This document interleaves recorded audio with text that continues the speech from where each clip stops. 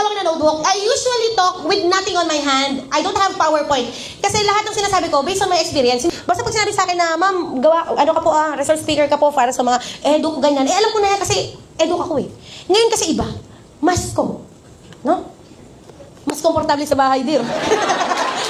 Mas ko. Kaya nag-ready ako. Nagsulat ako sa notebook along the way. Habang papunta ko dito, nagsusulat ako sa notebook. Iniisip ko yung mga pwede kong sabihin. So, pagka nag-loading ako, sabihin nyo na lang na ako kasi, mascom kami. Una! Ano kasi muna sinabi ko?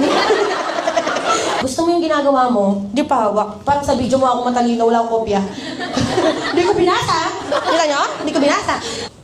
Dapat consistent ka sa ginagawa mo kasi alam nyo, sometimes there are people that tend to stop when things gets hard or difficult. Ni-research ko yan. It's because they cannot do what you can do.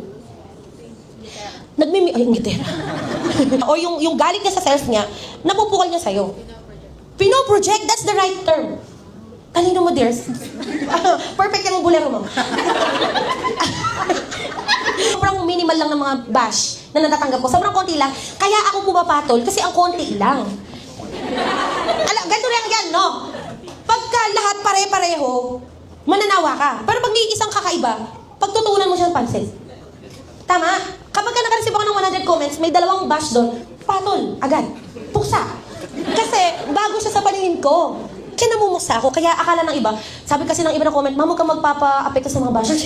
I love bashers. They give me money. A lot of money.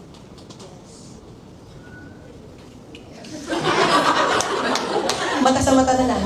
Kilala niyo si Amir? Yes. Sa 3 Idiots. Yes. Ano sabi niya sa 3 Idiots? All is well. Bukod pa doon, ang dali lang natandaan mo, 3 words lang. No, sorry. Mas natandaan ko yung mahaba.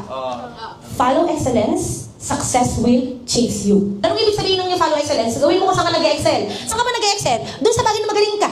Doon sa bagay na gusto mo. Doon sa bagay na passionate ka.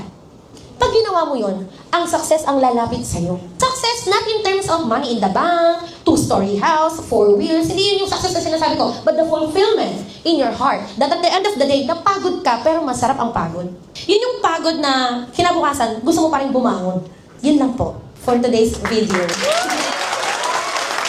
May natutunan ba? Wala na magtatanong. May question and answer ba? Wala na.